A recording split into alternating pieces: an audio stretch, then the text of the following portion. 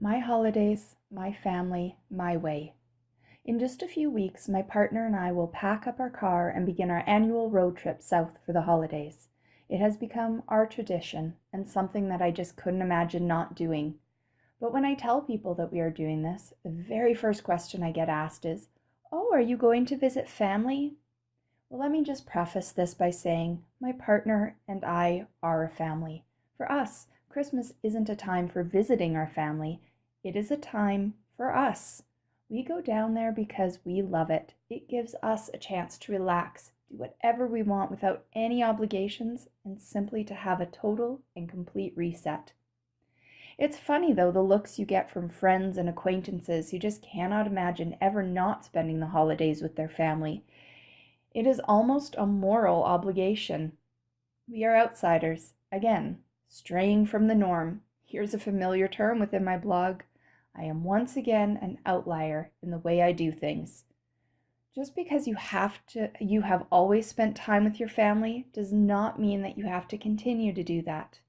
In my immediate family, the holidays were about obligation and stress. It was about dividing time between families and scheduling dinners and basically pleasing everyone but myself. I was informed that I was only allowed to make my own holiday traditions once I had children of my own. Until then, I was on everybody else's clock. And for a while, I was compliant.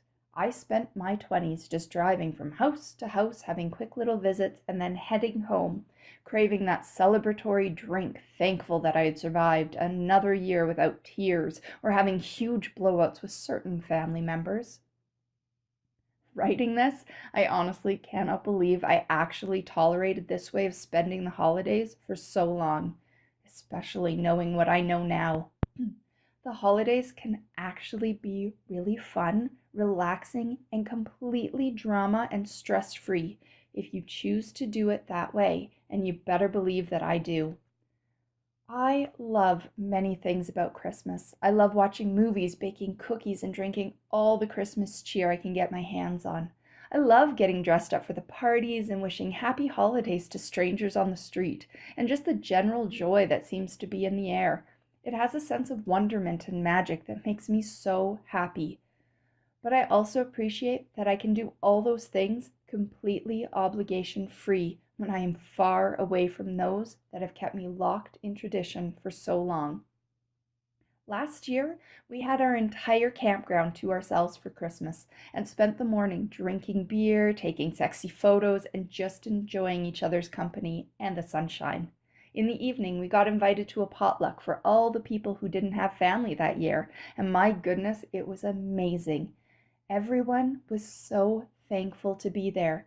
That Christmas cheer was overflowing. There was absolutely zero dinner stress. There was no bickering, no drunk aunt that was going to say something offensive and possibly ruin the rest of the night. There's no secret sign between partners as to when the appropriate time to make your leave was going to be.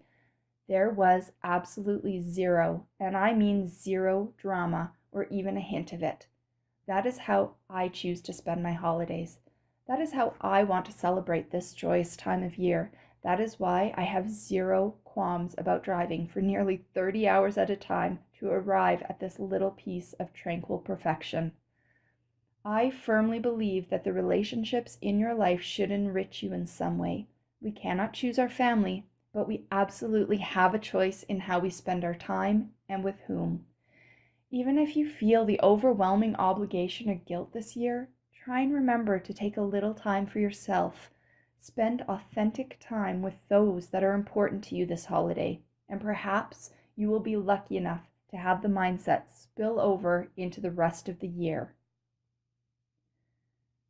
If you like this audio track, please consider subscribing to my Patreon or liking and sharing this YouTube channel. Thanks so much.